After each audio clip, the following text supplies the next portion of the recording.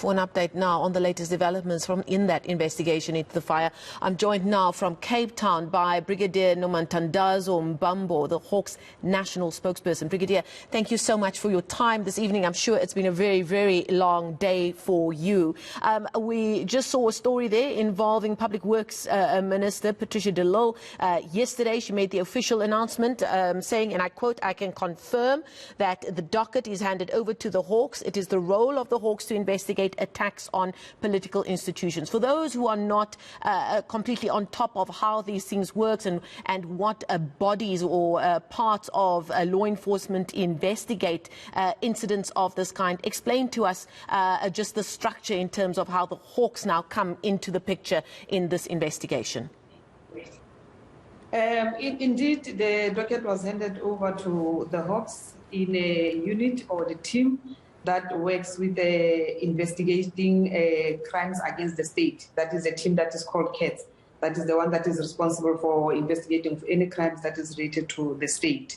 Hence, now we are investigating this file. It must be a very difficult situation or an event to come in on, because it is a live scene.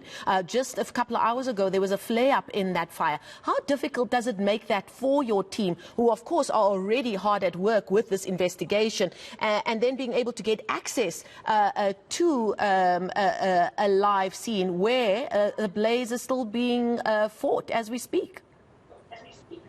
Indeed, it is difficult, but at this stage, we all have to exercise patience. That is, now we are still busy conducting preliminary investigation pertaining to other issues. As you are well aware that yesterday, a 49-year-old man was arrested at the scene by the SAPS that was on duty at the time. So we are currently focusing on that investigation and ensuring that the person appears in court tomorrow. Then after everything has been settled and the fire has been contained, it is then that now the forensic team and other stakeholders can be able to access Parliament and be able now to get deeper into the investigation of the cause of the fire. Obviously, it's difficult to talk about this suspect before he appears in court, but can you confirm for us what we are able to release in terms of information about him, and what exactly are the charges that he is going to be facing? Currently, we are looking into investigating charges of housebreaking and theft, as well as arson, as well as charges under the National Key Point Act. And the suspect, there isn't much that we can say about him at this stage, except that he's an ordinary citizen. That we, at this stage, investigation has revealed that he has actually no links whatsoever to Parliament. No links to Parliament. Obviously, Brigadier, we're coming out of a year where we saw civil unrest break out in South Africa in July last year, and there was a lot of talk about sabotage, about how it was instigated. There was talk that the next step in this instigation was that there would be attacks on national key points. One of the first things that many people would have thought back to that July that we experienced last year. Is it too early to tell whether this was an organized attack on a national key point? Of course, we're going to be looking into all other avenues as our investigators will conduct a full investigation into the matter.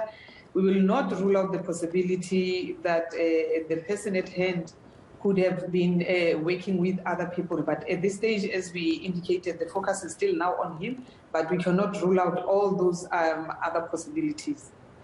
Of course, one of the possibilities also is a talk around maintenance at Parliament. Can you talk to us about that?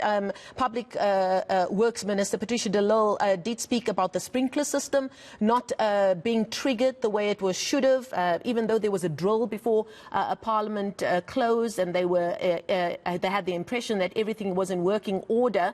Is that something that you'll be investigating quite seriously as well? We're going to be investigating everything that is relating to the cause of the fire, that is relating to all other issues. But at this stage, it is safe to say that we won't be speculating into what transpired or what did not happen that was supposed to happen at this stage. As you are aware, as we already initially indicated, that our members haven't had a chance to gain access into the Parliament. So as soon as they gain access and they've conducted their investigation, it is then that we can give a concrete report of what transpired or what are the findings. Just one final question before I let you go, Brigadier, and I do know it is very difficult to answer questions so early in the investigation. CCTV footage is being spoken of by the Public Works Minister as well. That obviously will be key to your team's investigation as well.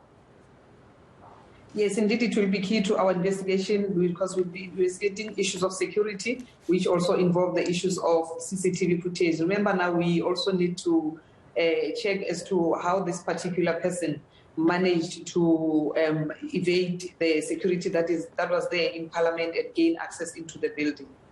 Okay, we're going to leave it there. Thank you so much for your time this evening. We really do appreciate it. That's Brigadier Nomtandazo Mbambo, the Hawks National spokesperson, joining us virtually there from Cape Town, confirming that that suspect is appearing tomorrow. She did not rule out the possibility that, of course, this person was not acting alone. But as we said, very, very early in that investigation.